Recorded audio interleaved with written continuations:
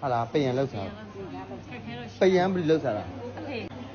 မလင်းစီရတယ်အော်တိုင်းလို့ကြည့်ရ ဩဘာတော်လဲ တက်လာပြီးတော့ပြန်ခွဲစိတ်ပြီးတော့ပြန်ပြီးရှုပ်ထားတာသူနာတဲ့နေရာပြန်ထန်ကြခြေထောက်နဲ့လက်ကတော့လည်းခွဲစိတ်ထားတယ်စတီခြေထောက်ကောင်တော့မှစတီထည့်တယ် အဖေမိရရှိလား ဟုတ်အဖေနဲ့နေရှိအခုဖြစ်တာကြောအမေ ဟောအမေ ဘက်ကကြော အဖေရော အဖေကဒီကအဲ့ဒီချမ်းလည်းပြီးအခုဟုတ်တယ်စီစဉ်သေးလို့လည်းလေ တော်တော်ရှိပါတယ်ဘာဖြစ်လို့ဆိုတော့ကျွန်တော်တို့မှာငွေကြီး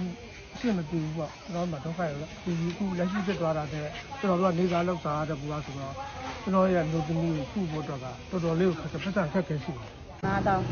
4000 3000အမျိုးလမ်းတူပါတယ် ဒီနေရာငရင်လောက်တာပေါ့28နေရာတန်းပြီးတော့ပြည်တာပါပဲ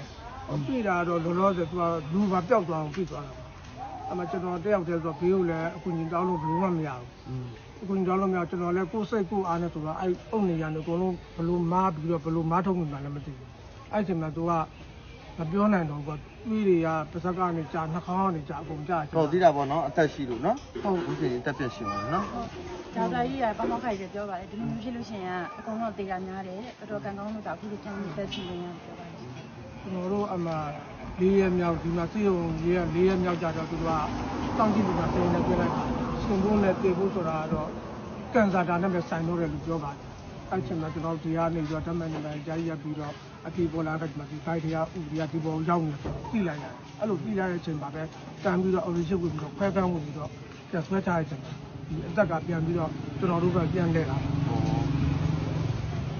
ပါတင်လာပြီနော် ဟုတ်ကဲ့ လေးတို့အမေစိတ်ကူးဖို့နော် ကျေးဇူးတင်ပါတယ်အကုန် ဟိုဗါလဲဒါပြည်သိပြည်ပါရောက်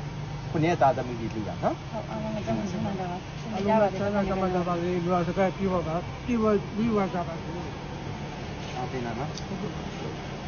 ဒီနေ့ဒီမှာလည်းဆက်လူရစတဲ့လူခက်ခဲကြီးတဲ့ချိန်မှာလာကူညီပေးပြအရန်ကျေးဇူးတင်ပါတယ်ကျွန်တော်လည်းတနေ့လောက်တနေ့စာပါ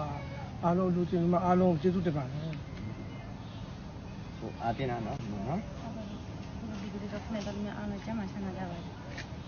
အားလုံးဒီကျမ်းကဆင်နေကြပါတယ်